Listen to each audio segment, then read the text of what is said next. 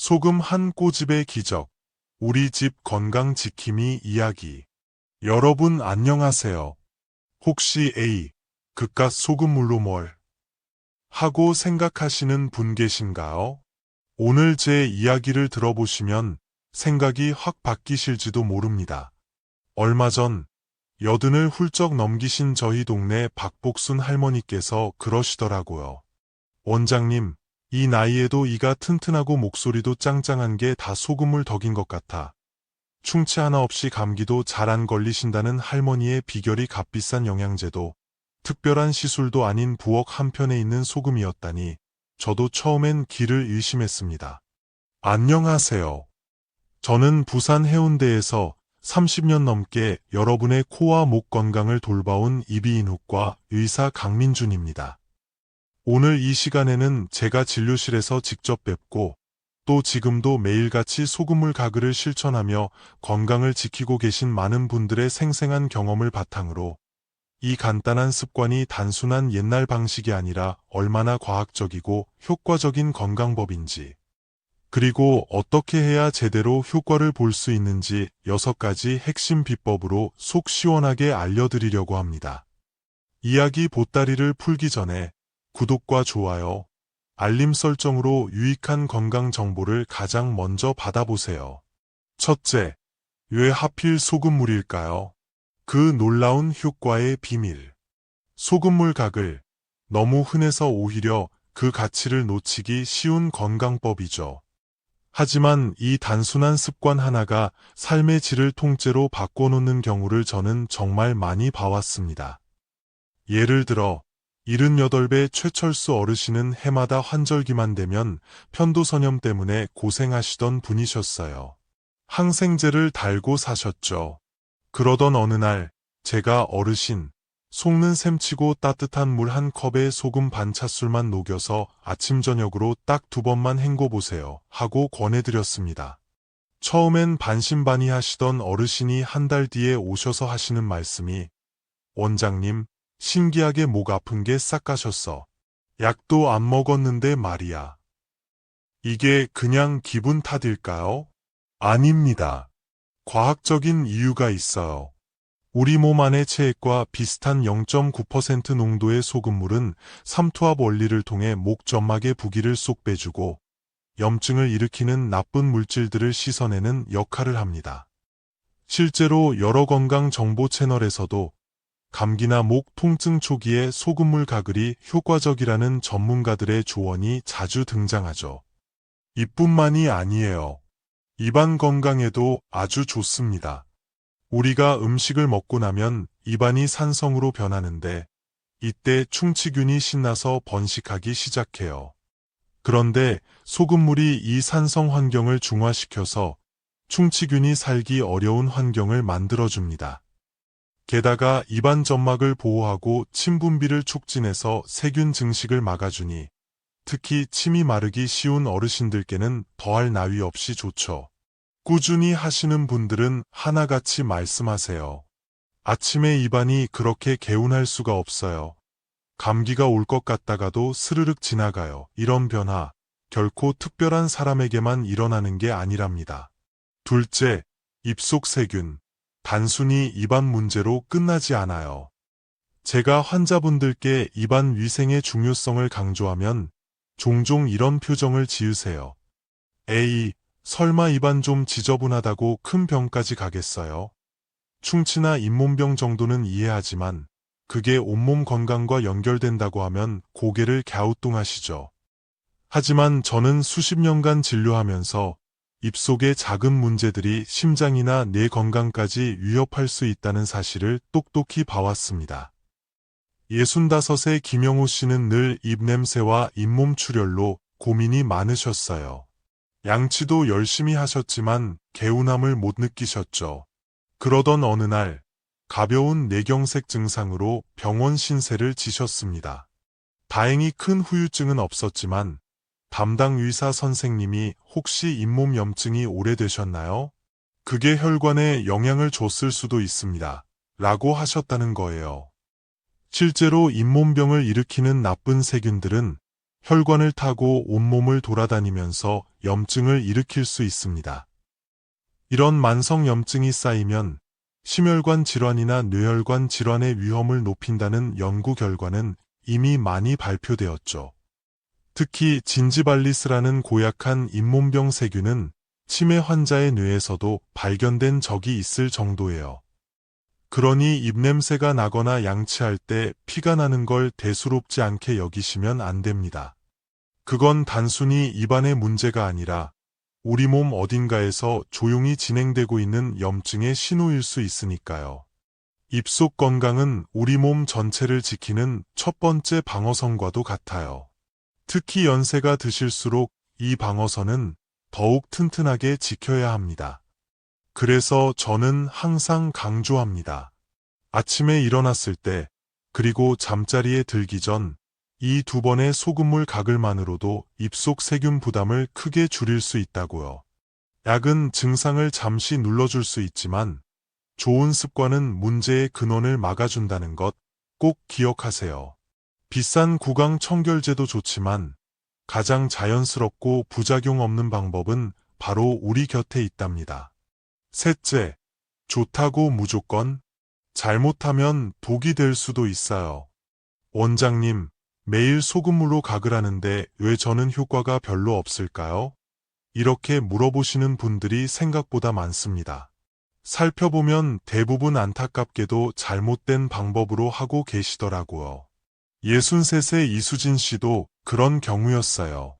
잇몸이 약하고 입냄새가 고민이라 매일 소금물 가글을 하셨는데 찬물에 굵은 소금을 한 숟가락씩 듬뿍 넣어 하루에도 서너 번씩 입안만 대충 헹구셨다는 거예요. 이러면 효과가 있을 리가 없죠. 가장 흔한 실수는 소금물의 농도와 온도를 제대로 맞추지 않는 거예요. 너무 짜게 하면 입안 점막이 자극받아서 오히려 더 건조해지고 손상될 수 있습니다. 반대로 너무 싱거우면 살균 효과가 떨어지죠. 가장 좋은 건 미지근한 물 한 컵, 약 200ml에 고운 소금 반 티스푼, 약 2-3g 정도입니다. 체온과 비슷한 따뜻한 물이 가장 좋아요. 또 하나의 결정적인 실수는 입안만 오물오물 헹구고 끝내는 거예요. 소금물 가글의 진짜 효과는 목구멍까지 닿았을 때 나타납니다. 반드시 고개를 뒤로 살짝 젖히고 아 소리를 내면서 30초 이상 목구멍 깊숙한 곳까지 소금물이 닿도록 해주세요. 처음엔 어색해도 이게 익숙해지면 목감기나 인후염 증상이 눈에 띄게 줄어듭니다. 가글 후 관리도 중요해요. 가글하고 바로 찬물이나 커피를 마시는 분들이 있는데 최소 30분 정도는 아무것도 먹거나 마시지 않는 것이 좋습니다. 입안 점막이 진정되고 살균된 상태가 유지될 시간을 주는 거죠. 그리고 절대 소금물 가글이 양치질을 대신할 수는 없어요. 식사 후에는 반드시 칫솔질로 음식물 찌꺼기를 제거하고 그 후에 소금물 가글을 추가하는 것이 올바른 순서입니다. 커피를 하루 서너 잔씩 드시면서 충치 때문에 고민이셨던 이른의 박동진 사장님께는 식후 30분 뒤 소금물에 베이킹소다를 아주 살짝 손톱만큼 넣어서 가글하시라고 권해드렸어요. 2달 뒤 치과 검진에서 충치가 하나도 발견되지 않았다며 얼마나 놀라워하셨는지 모릅니다.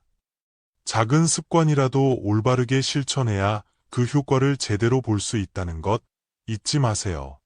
넷째, 언제 하느냐가 효과를 좌우합니다. 가글의 황금 시간대. 소금물 가글을 꾸준히 하는데도 효과가 있는 건지 없는 건지 잘 모르겠다고 하시는 분들이 계세요. 그럴 때 저는 꼭 여쭤봅니다. 하루 중 언제 가글을 하시나요? 아무리 좋은 습관도 언제 하느냐에 따라 결과는 천차만별이거든요. 제가 수십 년 진료하면서 깨달은 가글의 황금 시간대는 바로 아침에 일어났을 때와 잠자리에 들기 전입니다. 아침에 눈 뜨자마자 하는 소금물 가글은 단순히 입안을 깨끗하게 하는 것 이상의 의미가 있어요. 자는 동안 우리 입속은 침 분비가 거의 멈춰 건조해지고 세균이 번식하기 가장 좋은 환경이 됩니다. 실제로 아침 기상 직후가 하루 중 입속 세균 수가 가장 많다고 해요. 이 상태에서 바로 물이나 음식을 섭취하면 밤새 증식한 세균까지 꿀꺽 삼키게 되는 거죠. 75의 황정숙 할머니는 아침마다 따뜻한 물 한 잔으로 하루를 시작하셨는데 제가 할머니 물 드시기 전에 꼭 소금물로 입안부터 헹궈내세요 라고 말씀드렸어요.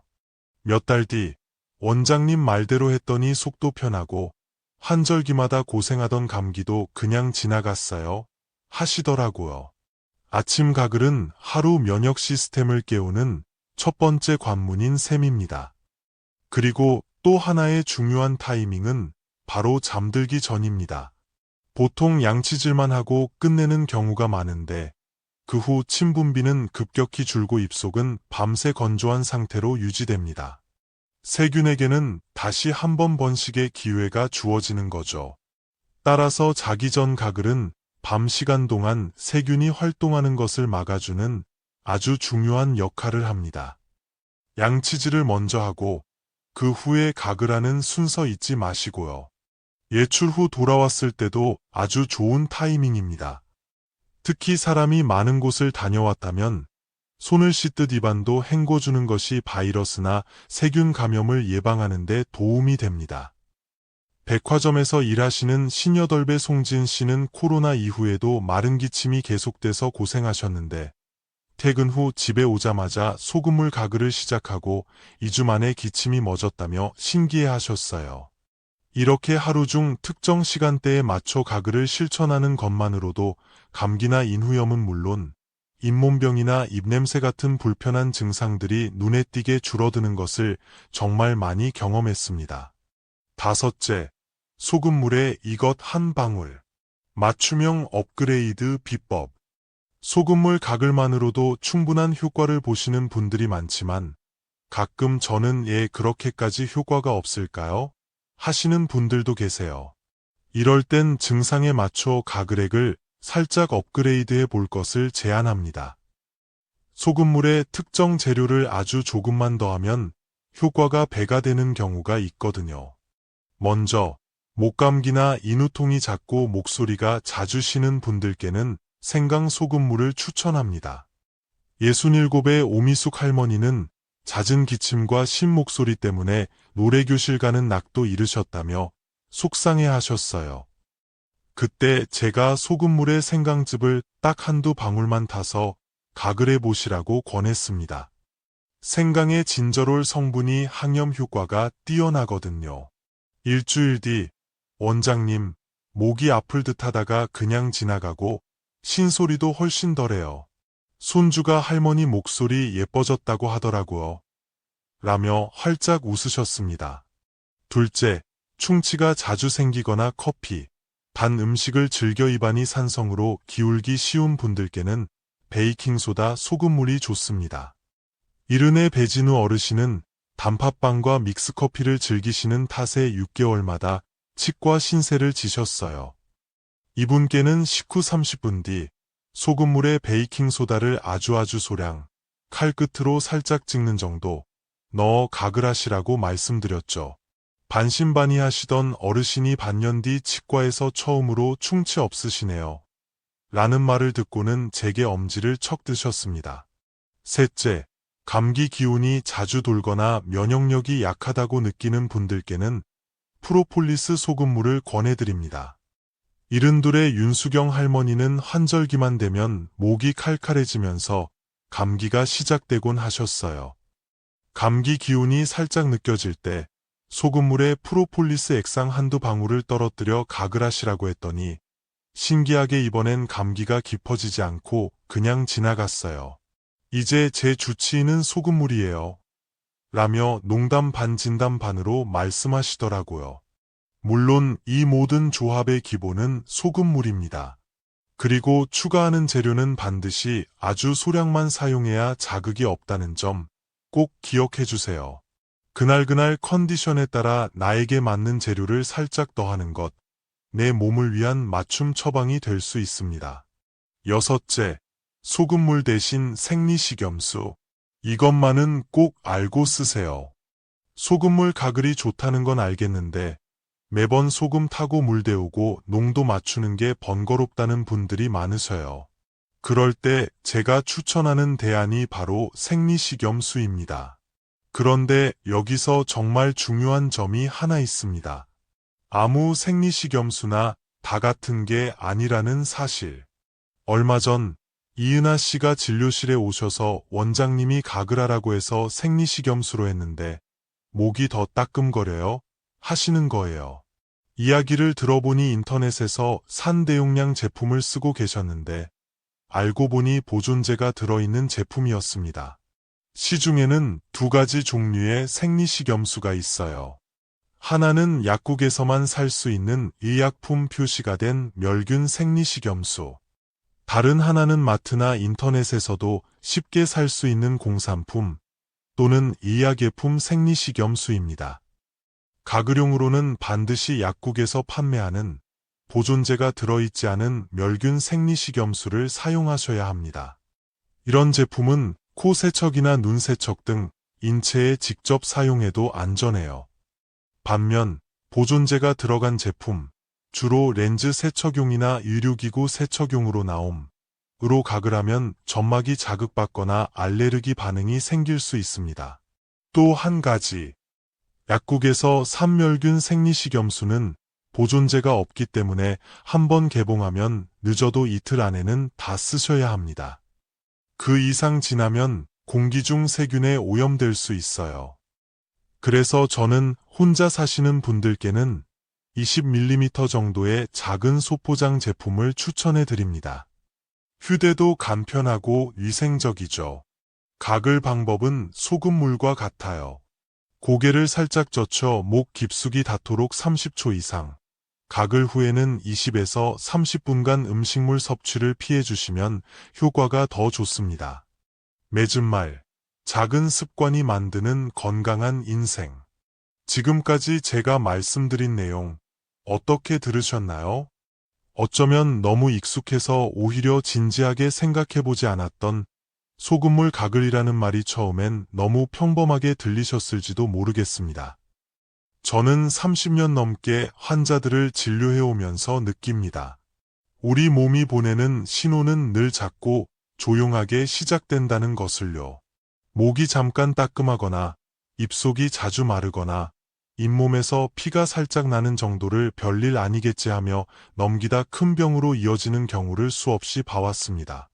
하지만 반대로 아무것도 아닌 것처럼 보이던 하루 두 번의 가글 습관 하나가 그 사람의 삶을 얼마나 건강하고 여유 있게 바꿔놓는지도 정말 많이 지켜봐 왔습니다.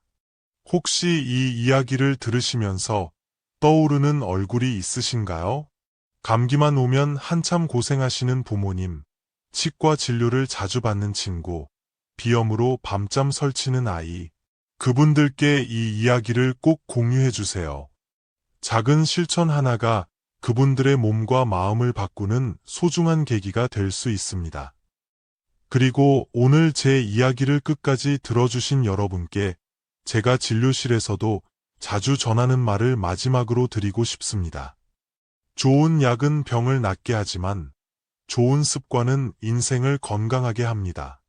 약은 누군가 줄 수 있지만 습관은 오직 나 자신만이 지킬 수 있는 가장 강력한 건강 비법입니다. 여러분 모두 건강하고 행복하시길 바랍니다.